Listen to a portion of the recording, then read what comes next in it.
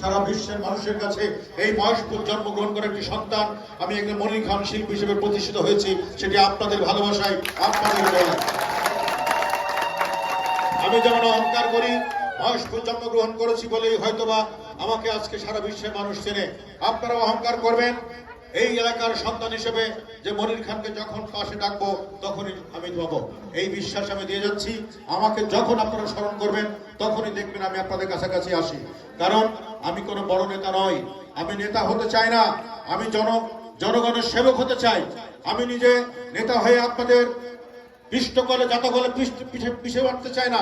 আমি আপনাদের বন্ধু হিসেবে, আপনাদের সন্তান হিসেবে, আপনাদের কাছের মানুষ হিসেবে সারা জীবন সেবা করে যেতে চাই। সেই সুযোগটুকু আমি যদি পাই, আপনারা সেই দোয়া আমার জন্য করবেন। আগামী 2026 সালের ফেব্রুয়ারি নির্বাচনে, জাতীয় সংসদ নির্বাচনে সকলের রায়ে, জনগণের রায় যদি বিএনপি সরকার গ্রহণ করে, তারেক রহমান হবে দেশের প্রধানমন্ত্রী এবং